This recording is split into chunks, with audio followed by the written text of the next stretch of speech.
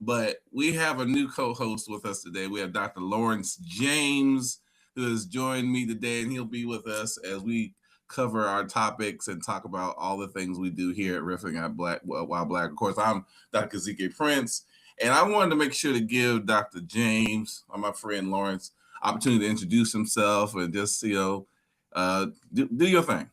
Brother KP, first of all, thank you. I'm honored to have the opportunity to join you. I'm looking forward to it. I'm ready for some good laughs and all that good stuff. So, and also maybe drop a little knowledge while we go along the way. As you said, my name is Lawrence James. By training, I'm a clinical psychologist. Have been in practice for longer than I care to remember, but probably close to 30 years.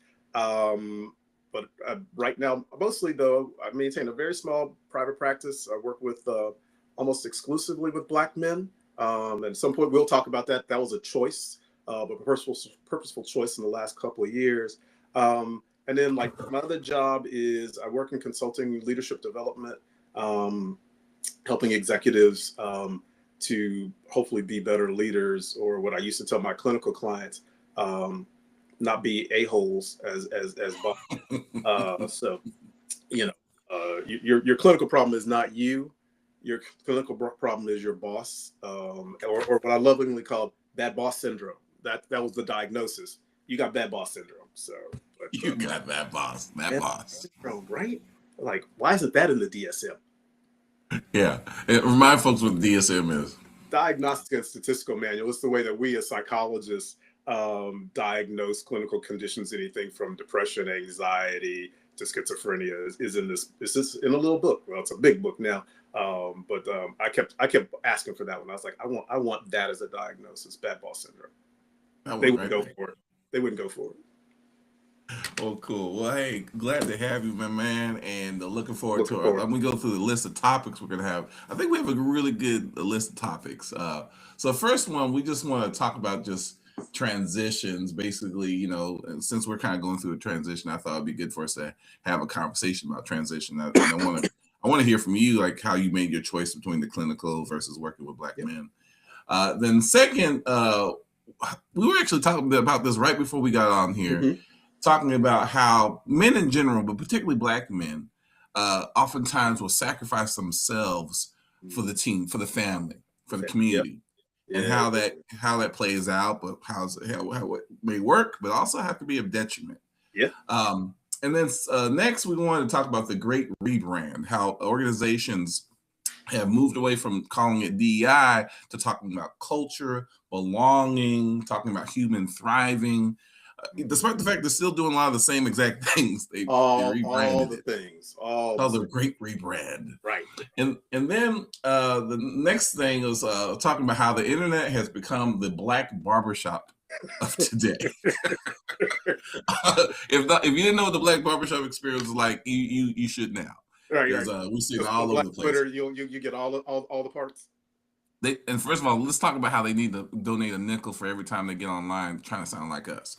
Okay. But I digress. and lastly, we have our side eye. Our side eye for today is, again, our wonderful president, who decided to deny that the U.S. government bombed a bunch of children at a school in Iran.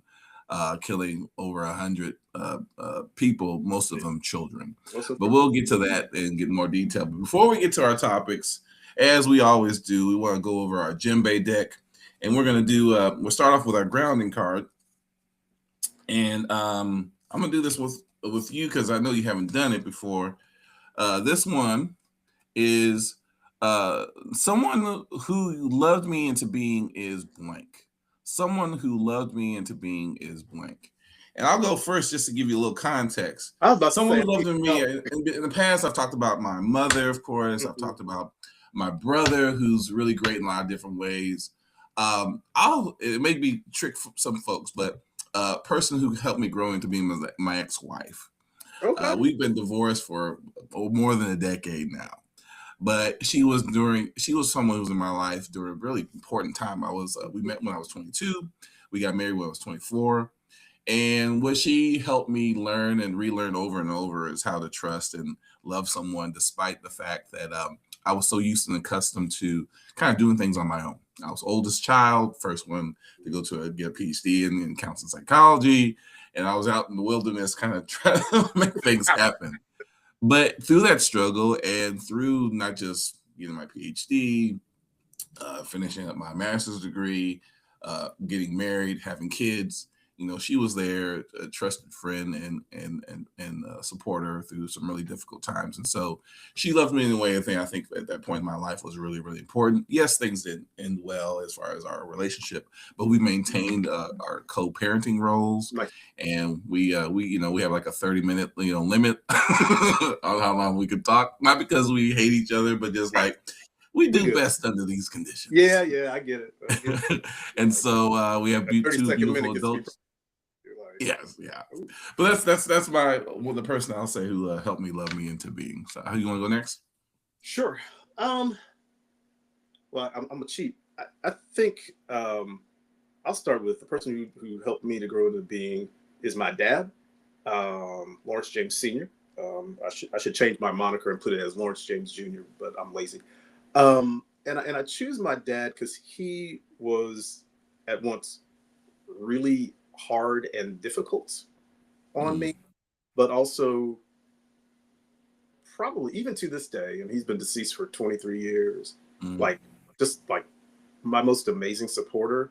If I came up with an idea of something that I wanted to do, he and my mom, they never were like, well, they would often look at me like, that's crazy. I don't know why you want to do that. But in the same breath, they would never say no. I mean, they would just always be like, like talking about side eye. I'm like, they give me the side eye, like, really? But they're like, okay. And usually the conversation was in with, I don't know why you want to do that, but how much is it gonna cost? Typical response. Yeah, exactly. But it was like, you want to get a PhD? They're like, oh, you can do that. And but in quiet ways, probably one of the best things my dad ever told me. He's like, you don't get a lot of friends in life. And he goes, when you do, he goes, nurture them, treasure them. He's like, the bonds that you have with your friends are lifelong. And that's a lesson I've always taken with me. I mean, I don't have a world of 1,000 friends, but the few friends that I have are like the people who are closest to me. So he just taught me a lot of valuable lessons. And even though, like I said, he passed a long time ago, he sort of sits on my shoulder. So he's right here with us. And I always feel like he created the foundation of who I am as a person. So, yeah. That's beautiful. That's beautiful to hear. And what you make me think about is as we kind of transition to this conversation around those kind of transitions, I wanted to hear more about. I mean, you talked about this person, your father, who's another Black man who's really important in your life. It makes me wonder about how did you choose to work only with Black men in your clinical work? Yeah, that's a great question. And I'll tell you, it's only been in the last like 3 or 4 years. I think a lot of it has to do with my own evolution in thinking.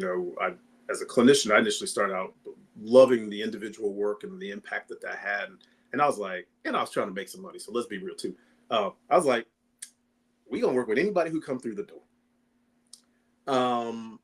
And that was true for a long time. But when I transitioned into consulting and I still maintain my practice, I just got to really thinking about my impact in the world. And so working with corporations was about broader impact. And then when I left my consulting company before I started my own, I was really thinking a lot about what I wanted to have impact in the world. So not just in a corporation, but I'm like, how do we help change the world? And in particular, I'm interested in how do we help change Black communities? And so I was thinking of this like grand plan of what that looked like, KP, and it wasn't coming to fruition. And so I was like, okay, you're in this in between. And it dawned on me, lots of things come to me when I'm out running. So I was out jogging one morning and I was like, I'm gonna transition my practice and I'm only gonna work with Black men. And it was one of those weird things because I hadn't really been thinking about it. But after I said it, it made sense to me. I was like, you want to have impact in the world. Well, if you're impacting Black families, if you're Mm-hmm. helping Black men to be better fathers, brothers, sons, et cetera, like there's like a little trickle in the, it's like that little pebble in the bucket. It cascades out into our community. It's like, well, if you're helping, you know, tens of brothers to be more effective in some of the things that we'll talk about in a minute, then that's where you're getting the impact. And so I thought, I'm gonna do that work. The other reason, frankly, was there are lots of sisters who are getting PhDs, not a lot of brothers. There are a lot of white folks who are doing this work, who can work with white people, male and female. And not that I don't work with white folks, because I do, but I was like, there aren't a lot of people who look like me and you doing clinical work. And not every brother needs to work with another brother, but a lot, but a lot want to, need to. And I thought, at this stage in my career, I want to do something that I think creates greater impact in my community. And so that's how I got here, man. And and I gotta tell you, it is so rewarding. I'm like watching these brothers grow and just say stuff that I know. I'm like, man, this cat is actually, he doing his work, and he is a better husband, father, brothers. I mean, it's amazing. It's amazing. So I get as much out of it as hopefully they get out of working with me. But yeah, I love it, man. I love it. I'll be honest. What I really like about what you said, because it makes a lot of sense what you're saying as far as how you landed where you are. But it makes me think, when I step back a little bit, what I think about is how people, when they think they want to make an impact on the world, they think bigger, they think Yep. broader, right? Global. And sometimes you can have a bigger impact by going deeper. Yeah. And that's how I heard what you talked about is here's a slice of the world that I'm familiar with. And this is a challenge or problem I want to solve for. And yeah,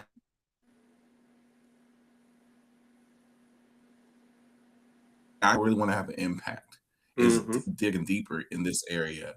And sometimes I think people forget about the depth over the breadth of the challenge that people are trying to face. And so when you have that depth of opportunity, it can be really, really powerful. I really love what how you can. Yeah, I think you're right. And look, when I started thinking about I wanted to, change the world, it was the big grand plan.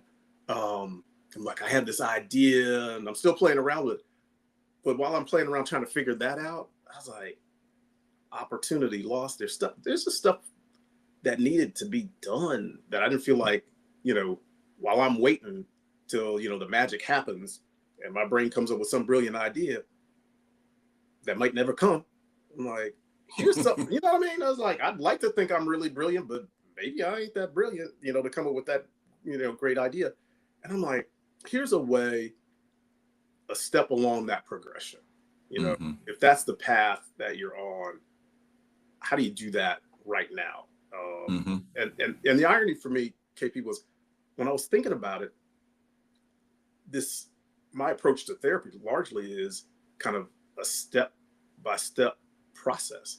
It's like, how do you, learning, emotionally to be, emotionally intelligent and all these kinds of things, and testing, different ways of being. And so this for me fit. It's like, oh, this is a test, for you.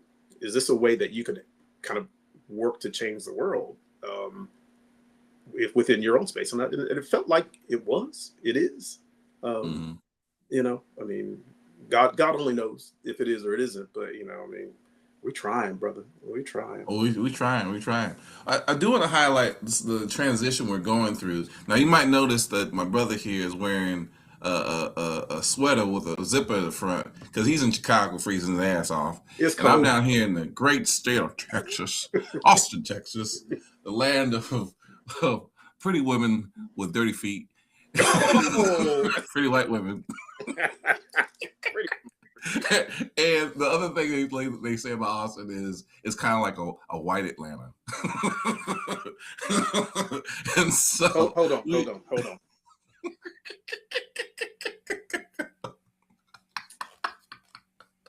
I think I need more than a minute for that. I'm like, the white Atlanta. all the thrills and wonders of Atlanta, but for white folks. The great city. I am dumbfounded. Oh, I got it. I'm I'm like, And so I say that to say, because we're both in two different cities, yep, the connection here is that we actually all, I think you knew Kathy before I did, I but did. we all met each other at the Association of Black Psychologists. We at a Absolutely. convention. Mhm. One memorable one is when we went to California and went on a went on a wine tour in Napa Valley. It was about, I don't know, 10 of us in a Oh my limousine God, packed in the running limousine. around. Yep. Oh my God, that was one of the best days ever. I mean, one, it was like all these bushy black people cramped into a little old limousine, trying to get out and get a drink on. And the funniest part, I hope Kathy won't mind me saying this, on the way back, because I told everybody that we were going to eat, and as you remember, there wasn't really any food. Mm-mm. There was a whole lot Cheese of and wine, but not crackers. cheese and crackers. And like we were on the way back, and Kathy's like, "I gotta eat." I'm like, Kathy, we like 20 minutes from the hotel. No, no.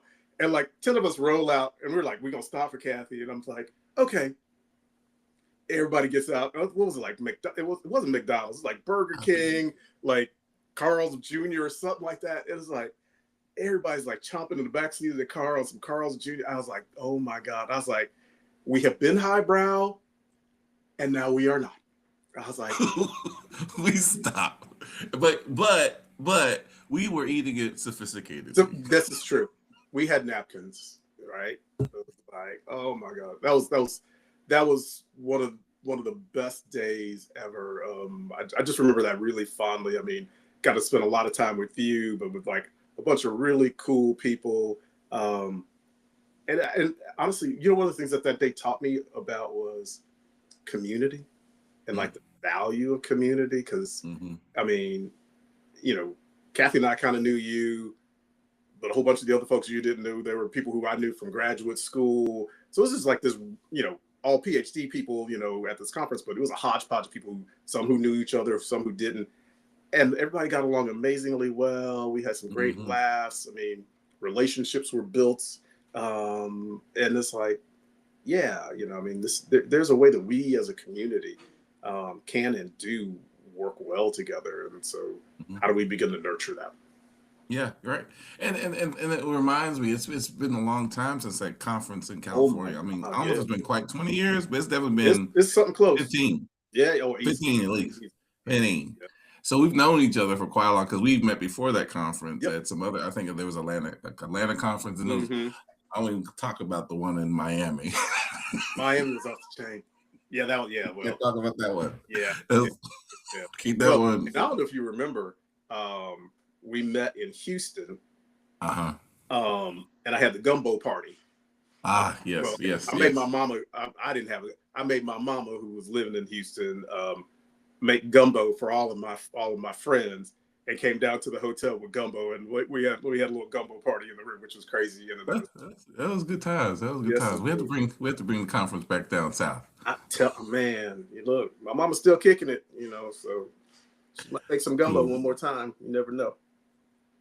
Well, let's hit this other topic, which I think is important. It's kind of funny how we brought it up right before we got up, but this is the one about, and this is based off of the conversation we're having with Tua. I forget how to pronounce his last name. You remember? Tagovailoa.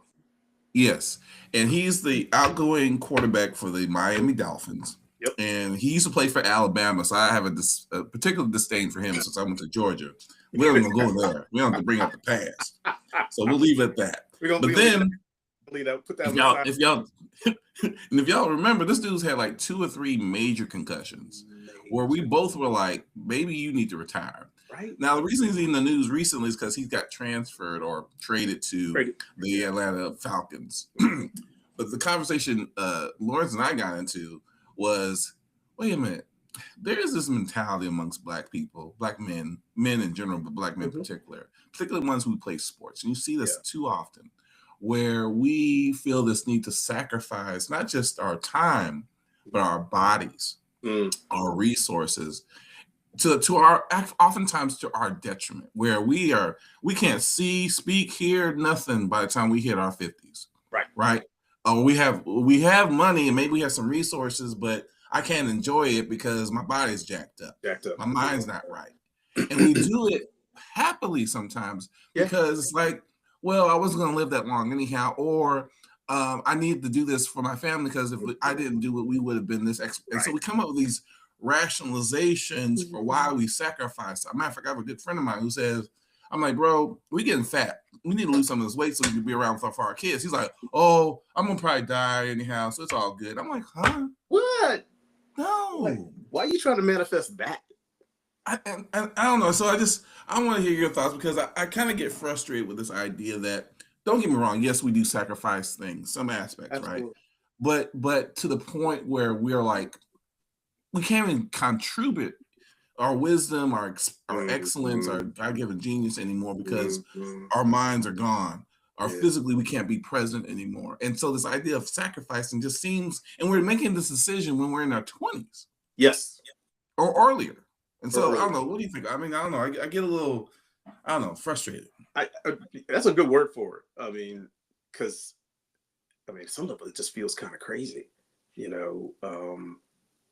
And it's I use this concept a lot in my therapy work. I'm like, and it's centering self, like, and the first thing that comes to my mind is as we were talking about that is you are decentering you, and centering a role, father, husband, whatever, as being more important. And it Mhm. seems to miss this piece of those are roles that you play in your life. They're not you. Mm. So critically, I think a part of it is if you don't have a real sense of who you are as a person, as a man, the good and the bad, then I think you can fall into the tropes of this is what a man's supposed to do, or this is how a man's supposed to do. And look, I ain't gonna lie, I'm single. I have never been married. To this day, my mama still says to me, "Boy, when you gonna get married? Because you need somebody to take care of you." And I'm like, Shirley, I have been taking care of myself, cooking for myself for the last 40 some odd years.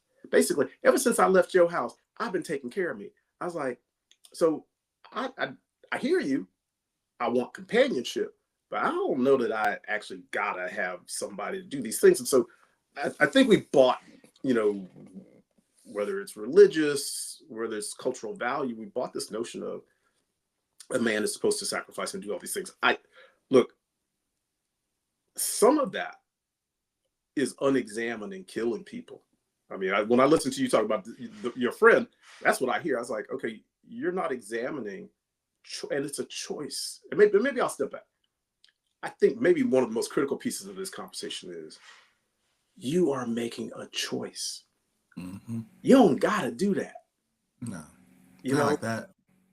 not like that. I mean, you might want to take that on, but take it on in a way that feels and resonates with you in your Hmm. life, like matters to you. So, I mean, I think that's one of the pieces that might change some of that conversation, because I think we're not really thinking about it. What do you think? I mean, Well, you know what you make me think of, and this goes back to our days in the conversation I know I had with a couple people whose names I can't remember, but I remember this John Henryism, mm, right? hmm, And if you don't know the story, John Henry is a fable based off a black man who had a contest between him and the machine, yes, and he beat out the machine. It was basically a railroad worker, and yeah, he was putting in spikes in the hmm, railroad.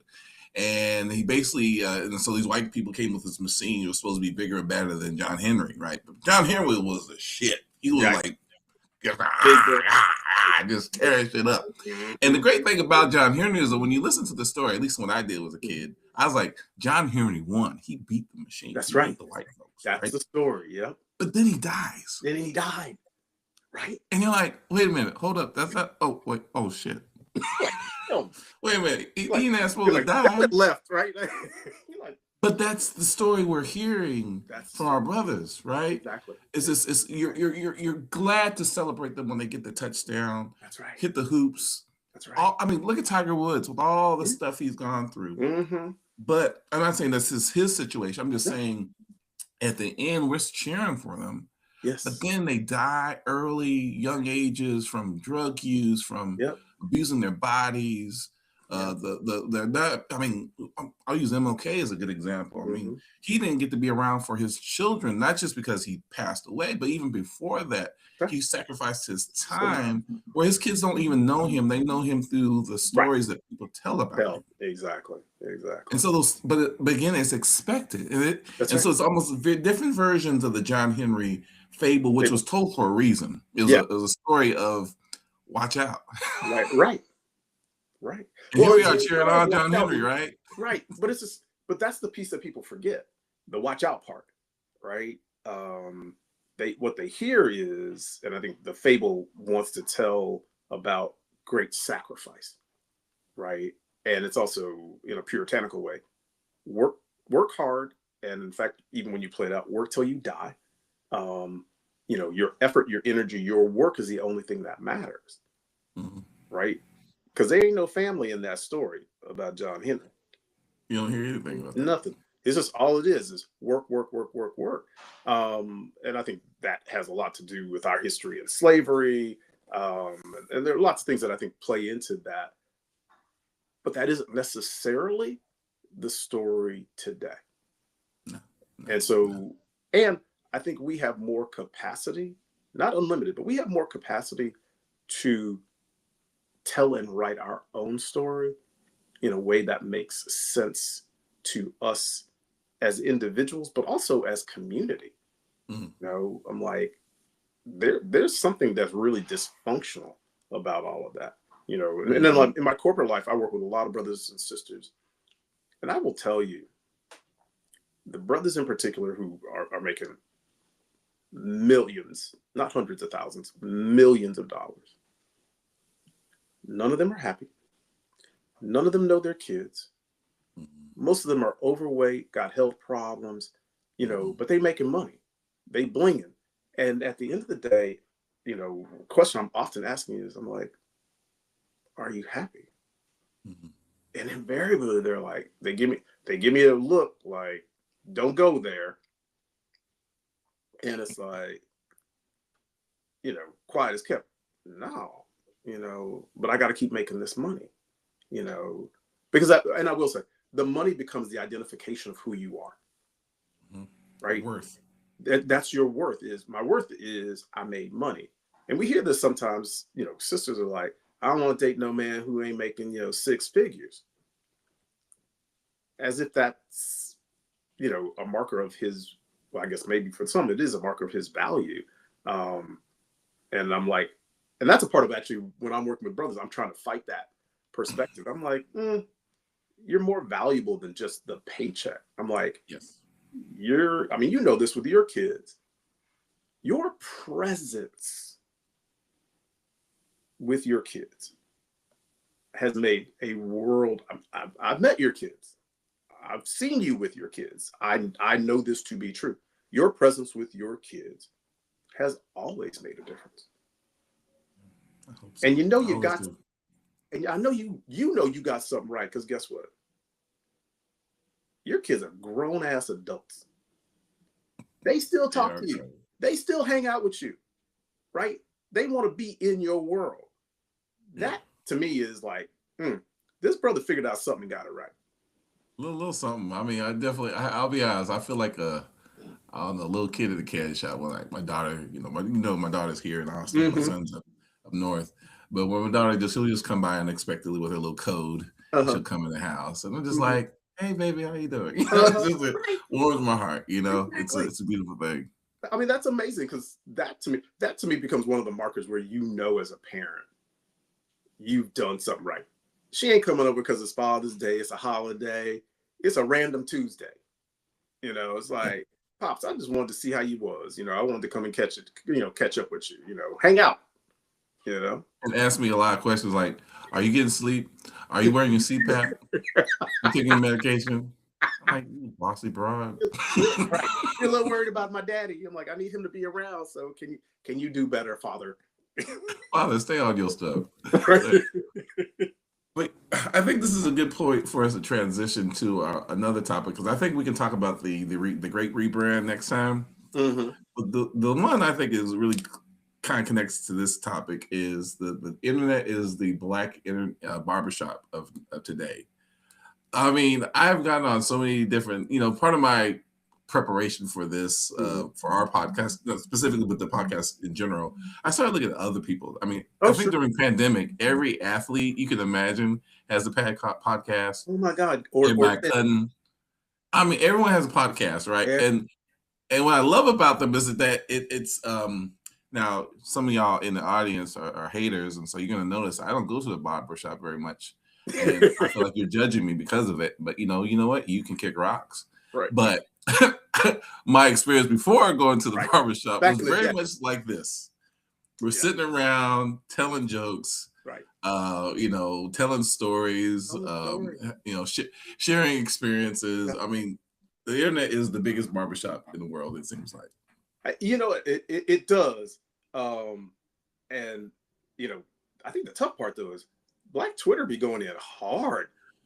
It's like, oh my God. I was like, you're bleeding out. I was like, Jesus, did we need to go on 15 to start? I'm like, could we walk up to it? You know what I mean? I was like, I just don't remember the Black barbershop being, that critical. It was critical, but yeah, that's next level critical. It's like, earrings coming off and I'm like, ooh, wow. I don't know. I feel like the criticism was always there. We just waited for the person to leave the room. They literally I remember. Okay, one example is now for some of y'all who know, I live in East Austin, and East Austin traditionally is where the Black and brown people have lived. Okay, it's not quite true anymore, but we're here. All right, so I'm in the barbershop with the brothers, and it's just usually the mom drops the kid off and the auntie and blah blah blah. So one day this brother walked in. Now he clearly had a blue not rag, but like a handkerchief, and he had blue different outfits on. Okay. And I was told later on, so he's definitely a Crip. Okay. So he came in. Yeah, so he came in. He's didn't have much to say. Gave by a dap, says how many got in front of you, but he's kind of like a little different than everybody else in the room. Right. And so he asked him, and he says, "Well, I'm about 4 or 5 deep." He says, "All right." So he saunters out. And he waited for the barber who owned the place. He waited for the door to close. He goes, "I don't know about y'all, but I was scared."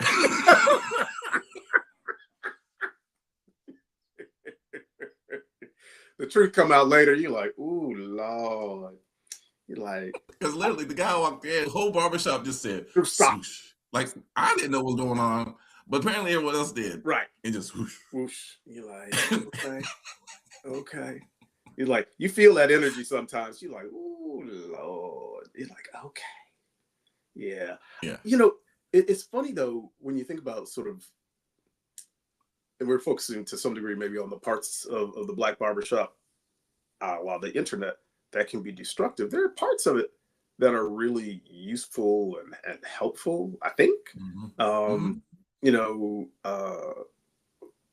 only from learning, but just the communication. I mean, it is a weird community, but there can be, and not just going in on folks, but a sense of community, where too much of it probably is bad, but it decreases, I think, some of the isolation that many of us can feel out in the world. I mean, let me be very clear, as a clinical psychologist, I am saying this right here indirectly. Getting out and connecting with real people in IRL, in real life, is super important. Yes. So let's go and do that. The little Japanese boys sitting on the internet all day, they ain't getting no sex, they ain't having no relationships. I mean, so it ain't all great. But I think it can be a place for curating community, but I think you have to be very intentional as well. Well, it has to be a certain depth too, because if it's all superficial, it's all just commentary, but no actual connection where people actually see you and understand you on some level. I mean, the whole point of going to the barbershop for a lot of people was just to get out the house. It was to make a connection. Was to talk about, hey, how's your son doing? Oh, he's doing great. What's going on with your wife? Oh yeah, but it was just. And then, maybe watch a movie together on TV. Depending on how many hours you're going to be there. Right, while you're waiting. while you're waiting, right? And let's be clear, the same thing happens at Black women's beauty shops. Oh, the The beauty shop. same, Oh yeah, maybe different conversations, but they're there for hours too, so they got plenty hours, to talk about. hours. No, but I mean, think about it. Where in your life do you spend hours talking to people, and especially people who aren't necessarily your family or your closest friends? I mean, um, you know, it's and it can be different perspectives. You know, it's like, okay, well, that's I don't necessarily think that way, but it's interesting. I used to love going to the barbershop way back when I went. Um, and I wasn't the gangster like brother who walked in with a blue hanky. Um, but I was the silent one in the room because I was like, I didn't go often enough to be like a known entity, Mm-hmm, but mm-hmm. I would just sit and listen. It was fascinating. I'm like, and my takeaways were all some things you talked about. I was amazed how much these cats knew about each other's lives. Mm-hmm. There was dudes up in there who weren't even getting their hair done. They was just like, this is just a spot to hang out and talk ish, you know. And it's Mm-hmm. like, okay, I'm just here hanging out. And but I love the connection and the camaraderie, you know. And I think, you know, if we could curate spaces like that in a space like the internet where you know you're building real connections and community, man, there's something beautiful about that. Yeah. Oh, it's beautiful. Matter of fact, what you made me think of is that movie, that Disney movie. Now, Disney's not always good go to, but the movie Soul, where Oh Jamie yeah, yeah. Foxx was the voice. There Mm-hmm. was I several do like scenes that of his. It was a good one. It was one. surprisingly good. But there was his character in that movie. I forget the name of the guy, but he's a Mm-hmm. pianist, and he was Mm-hmm. going through some kind of life circumstances, right? Right.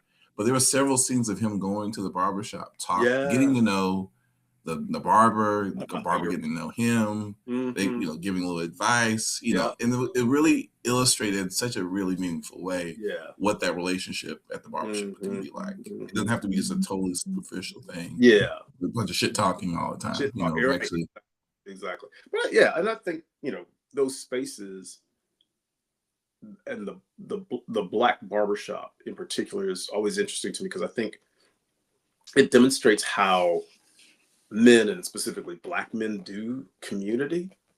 mhm, You know, I mean, because it's, you know, women when they're engaged in community, in my experience, it's like there's two, three, four, five of them, but they're all looking right at each other. They're really, you know, that's not how men do conversation in community. Like the game is on, you watching the game, you bullshitting around, you go deep into some like really heavy conversation. Man, my woman cheating on me, and you having all this conversation, and then something crazy happened in the game, and everybody's like, "Oh my god, look at him!" Right? Lose their mind, and you know, and he go right back into the conversation. You know, yeah. Last weekend, exactly. Yeah, dog. Last weekend, man, my girl, she came out of yeah, man. I was at the doctor, and he said, man, he said I got, you know, he like I got the sugar, and he's like, what? You got the sugar? Oh, damn, man. What did he say? Oh, I'm gonna have to go on dialysis, whatever it is, right? And you yeah, like, and again, for me, especially being the voyeur, watching, listening to these conversations, I was like, damn. I was like, yeah, that's deep. And I'm yeah. sitting here like, these cats must really know each other. They met like 5 minutes ago or something, you know. Right, So, right. but you have these very deep, intense conversations in those environments that um, we have a hard time replicating, you know. Oh, yeah. So, In the tell you a quick, professional sense, right? yeah, tell you a quick sidebar. So I go to Kenya like every summer to work at Oh, this children's home sweet. / orphanage. Love this place, and it's run by a church. Now I'm not particularly churchified. That ain't really my thing. But since it's the church, I have to be in the church, and so I get invited to sit with the elders of the church. It's Black American barbershop. They have some of, you know, and they speak in English mostly for my benefit, Mhm. but they have some of the deepest conversations. I'm like, but it's the same kind of thing. There's some laughing and joking. There's some eating, you know, there's some Bible verses. Mhm. Um, but the same. It feels very familiar to me as an American, because I'm like, oh, okay, this feels very similar to how I have watched Black men do Community my whole life. Mm-hmm. So I think there's a cultural congruence that we're talking about with the Black barbershop, with the Mm-hmm. internet, how some of these conversations go, that it just kind of permeates through kind of life in different kinds of ways. So. Well, that's beautiful, and I think when we respect that, we understand where the spaces where we can thrive and grow, Yeah. and not forcing another template on how we should Yeah. or shouldn't do, or saying Black men don't talk to each other. I'm like, no, we do. We just don't look quite maybe the way that you're expecting, but Exactly. we talk. I mean, when I think Exactly. about the group of friends I get together with on Fridays for happy hour, Mhm. we all have different relationships with each other, but Mhm. we clearly talk about things and we have sidebars and Mhm. call each other on the phone. Yeah. And so we maintain these relationships.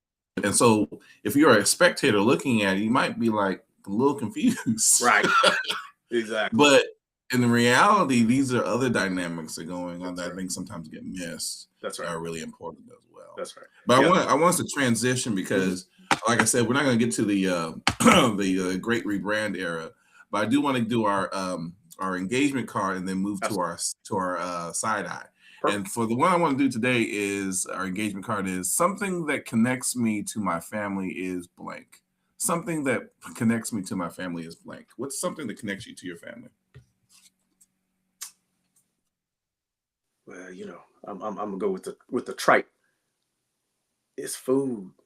It's food, man. We Black folks from Louisiana, so I mean, like we gonna get the fried chicken, but I was telling you about the gumbo earlier. Like, I laugh because I live in Chicago. My mom is in Houston.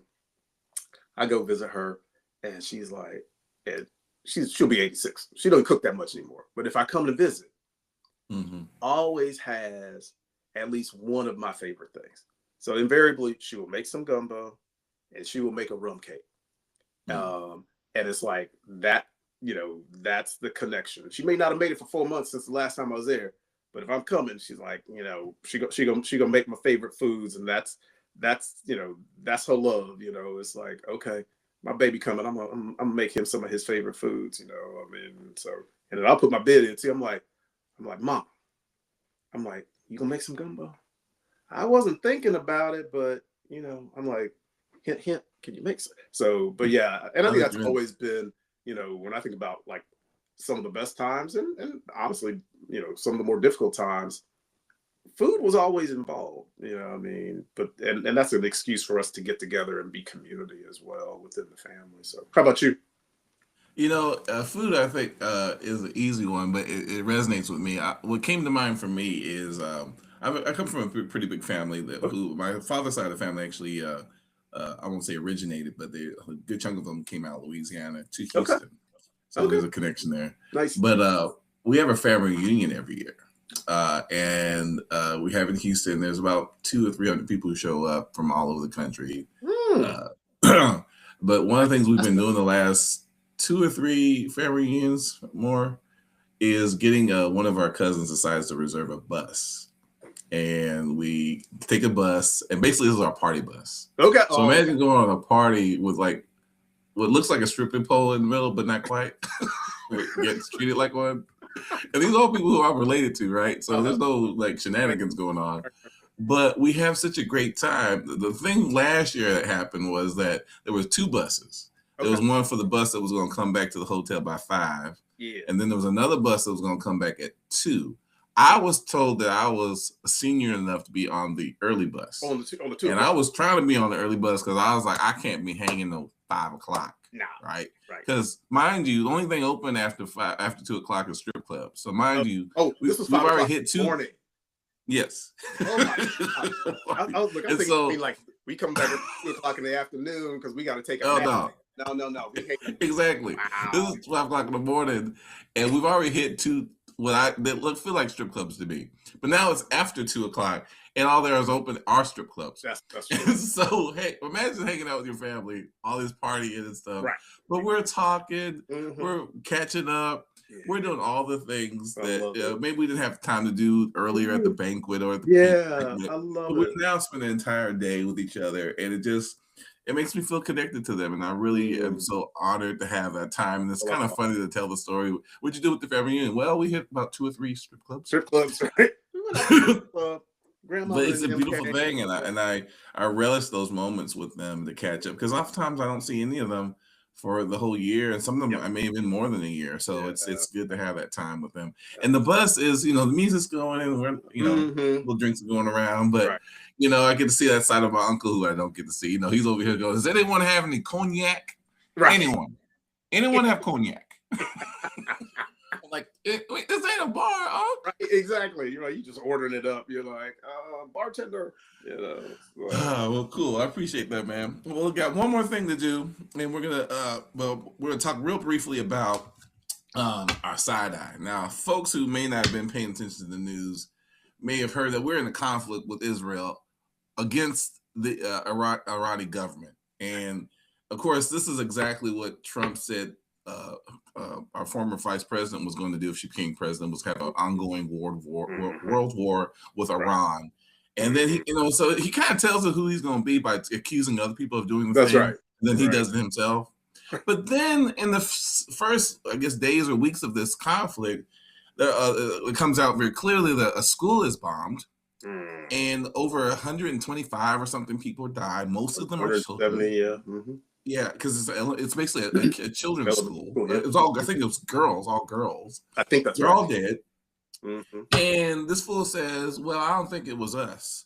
I think it was Iranians who had a Tomahawk missile." And they're like, "Wait a minute, Tomahawk missiles only come from ships and submarines, and they're only sold to the British, the Right. UK, maybe the Japanese have some. Mhm.